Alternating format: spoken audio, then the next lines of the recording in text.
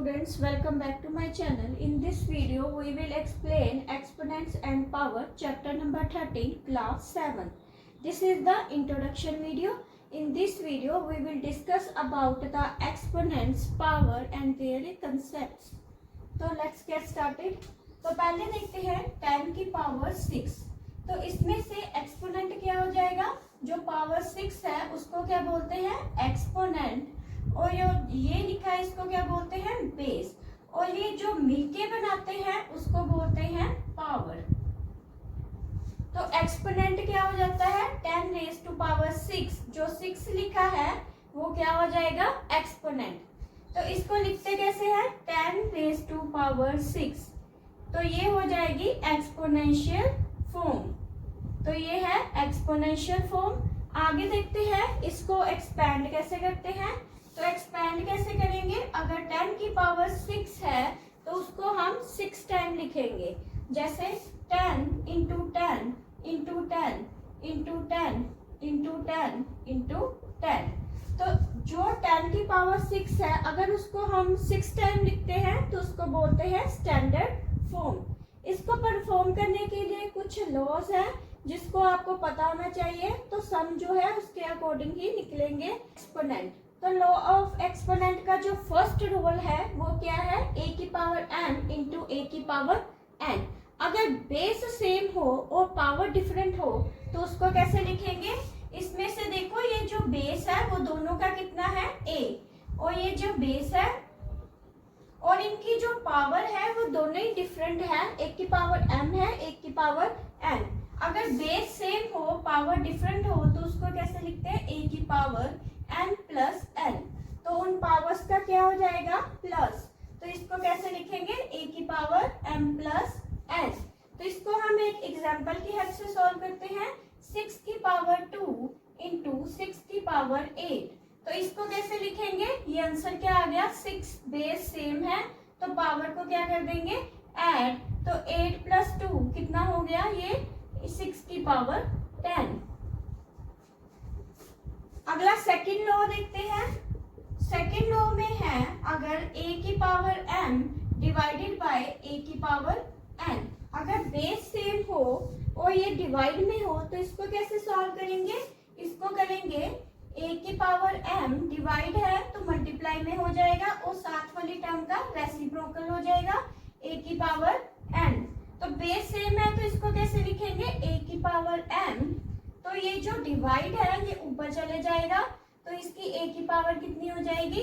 यहाँ पे positive n है, ऊपर जाके माइनस नेगेटिव n. तो ये जब बेस सेम है तो पावर को क्या करेंगे? ऐड. तो ये आ जाएगा m माइनस n. इससे भी रिलेटेड एक सम देखते हैं.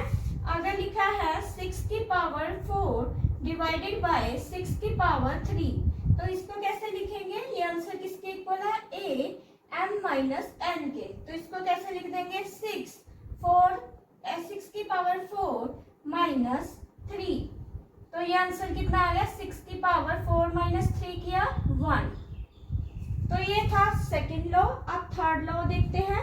थर्ड लॉ में है अगर a की पावर m उसकी होल पावर n दी हो तो ये किसके इक्वल हो जाएगा? a की पावर m n के. तो इसको भी एक एग्जांपल की हेल्प से देखते हैं. जैसे 2 की पावर 3 इंटू 5. तो इसको कैसे लिखेंगे? 2 की पावर कितनी हो जाएगी? 5 3 का 15. एक्सपोनेंट का फोर्थ रूल देखते हैं. फोर्थ लॉ है a की पावर m इंटू b की पावर n. अगर पावर सेम हो और बेस डिफरेंट हो तो ये किसके इक्वल हो जाएगा? इसको लिखते हैं a b की पावर n. इसको भी एक एग्जांपल से सॉल्व करते हैं. जैसे 2 की पावर 4 इंटू 3 की पावर 4. तो इसको कैसे लिखेंगे? ये आ जाएगा 2 इंटू 3 की होल पावर 4. तो ये बन गया 2 3 का 6 की पावर 4. ऐसे ही फिफ्थ लॉ देखते हैं. फिफ्थ लॉ में है अगर a की power m divided by b की पावर n. तो ये किसके इक्वल हो जाएगा? ये हो जाएगा a बाय b की पावर m. तो ये इसकी भी एग्जांपल लेते हैं. जैसे 2 की power m divide divided by 2 की पावर 4 डिवाइडेड बाय 3 की पावर 4। तो इसको कैसे लिखेंगे? 2/3 की पावर 4। आगे देखते हैं इसकी स्टैंडर्ड फॉर्म। अगर आपको ऐसे लिखा है, जैसे कोई फिगर दी है 5 0 0 0 0 0 0, तो उसको स्टैंडर्ड फॉर्म में लिखना है। स्टैंडर्ड फॉर्म तो उसको कैसे लिखेंगे? तो ये आ जाएगा 5 के बाद कितनी जीरो है? 1 2 3 4 5 6। तो 5 के बाद है 6 जीरो है, तो इसको लिख देंगे 5 इंटू 10 की पावर 6। ऐसे ही एक और एग्जाम्पल लेते हैं, जैसे 2 0 0 0 0। तो 2 के बाद कितनी जीरो है? 4 जीरो है, तो इसको कैसे लिखेंगे? 10 की पावर।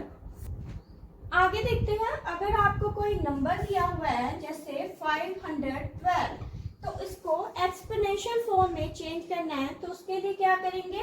पहले 512 का एलसीएम लेंगे, तो ये 2 के टेबल पे जाएगा। 2 2 का 4, 2 5 का 10, 2 6 का 12। फिर 2 पे गया, 2 1 का 2, 2 2 का 4, 2 8 का 16। फिर 2 पे गया, 2 6 का 12, 2 4 का 8। फिर 2 पे गया, 2 3 का 6, 2 2 का 4। फिर 2 पे गया, 2 1 का 2, 2 6 का 12। फिर 2 पे गया 8, 2 पे फिर गया 4, फिर 2 पे गया 2 और लास्ट में 1। तो इसको देखते हैं, ये 2 कितने टाइम आया? 1 2 3 4 5 6 7 8 9। तो ये 9 टाइम आया, तो इसको कैसे लिखेंगे? 2 into 2 into 2, 2 into 2 into 2 into 2 into 2 into 2। तो इसकी एक्सपोनेंशियल फॉर्म क्या आ गई? 2 जो है 9 टाइम्स आया है, तो इसको लिख देंगे 2 की पावर 9। तो ये आ गया इसका एक्सपोनेंशियल। 512 का एक्सपोनेंशियल निकला 2 की पावर 9। ऐसे ही अब हम एक और एग्जांपल लेते हैं। सेकंड एग्जांपल है जैसे 729। तो इसको भी एक्सपोनेंशियल फॉर्म में लिखेंगे। तो कैसे लिखेंगे? पहले 729 का एलसीएम निकालेंगे। ये कौन से टेबल पे जाएगा? पहले 3 के टेबल पे। 3 2 का 6, 3 4 का 12, 3 3 का 9। फिर 3 के टेबल पे गया, 3 8 का 24, 3 1 का 3। फिर 3 के टेबल पे गया, 3 2 का 6, 3 7 का 21। फिर 3 के टेबल पे गया, 3 9 का 27। फिर 3 के टेबल पे गया, 3 3 का 9। तो ये 3 कितने टाइम आया? 1 2 3 4 5 6 6 टाइम आया, तो इसको ऐसे लिखेंगे 3 into 3 into 3 into 3 into 3 into 3। तो ये आ गया 6 टाइम आया है, तो इसको कैसे लिखेंगे? 3 की पावर 6। तो ये तो हो गया, कोई नंबर है उसको एक्सपोनेंशियल में कैसे चेंज करना है। तो ये मैंने 2 एग्जांपल दी है। आगे हम इससे रिलेटेड एक्सरसाइज को सॉल्व करते हैं।